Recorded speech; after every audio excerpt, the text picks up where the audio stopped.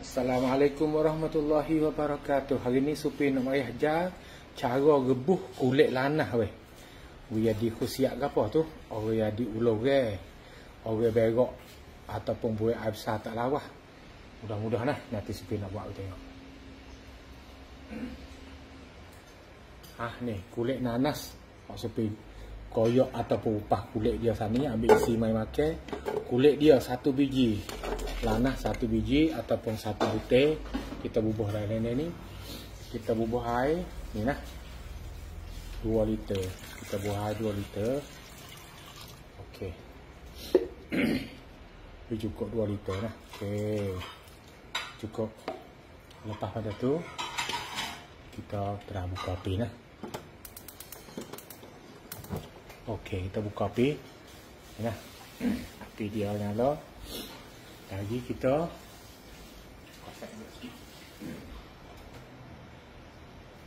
dia sikit. Mudah-mudah ni kan mustajab. Baik sungguh ni. Jadi ulur angin. Lepas tu usus dia tak baik. Usus dia tu jadi kotor. Kita boleh basuh usus kita.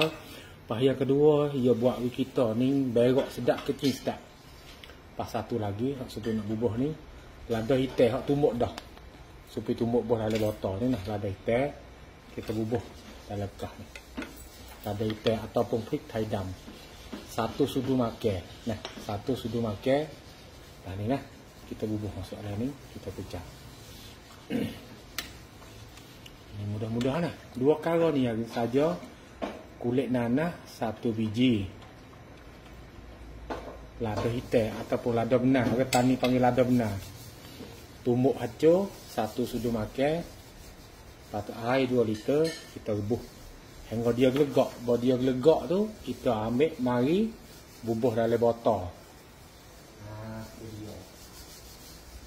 Bila dia gelegak, kita tok dia sejuk.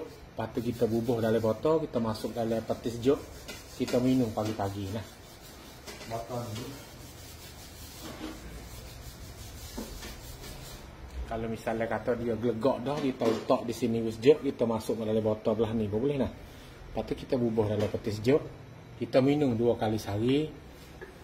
Pagi sekali, nak tidur sekali. Usus kita cuci, ulur kita semua. Lepas tu berok ataupun buat air besar kita sedap. Lepas tu kecing ataupun buat air kecil kita pun sedap juga, pelawah juga. Buat kita ni sihat badan, insya-Allah. Lemak kolesterol dia tolong cabut tubik juga Kecing manis, darah tinggi pun boleh. Okey, hak ni mustajab benar. Mudah-mudahan kulit nanah kita buat pala, buat ekor tubik sikit. Ini sekadar ni saja Supi buat tubik. Hak ni hak boh dalam tong sampah. Hak ni hak tak guna Lepas pada tu kita guna habis.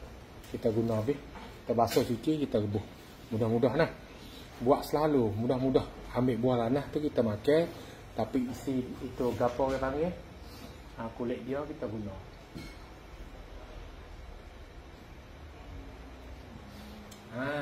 Isi nanah ni kita makan. Tak ada gapo kita ambil makan isi nanah ni Tapi kulit dia jangan tahu. Jangan bubuh dalam tong sampah, kita rebuh. Buat kusiak, 1 kusiak hak besar sekali. Ni hak besar sekali. Kusiak dia tu Supi bagi tahu dah saat ni tu, insya-Allah mudah-mudah. Assalamualaikum warahmatullahi.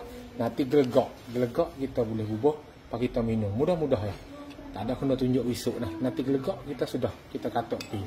Insya-Allah mudah-mudah. Assalamualaikum warahmatullahi wabarakatuh.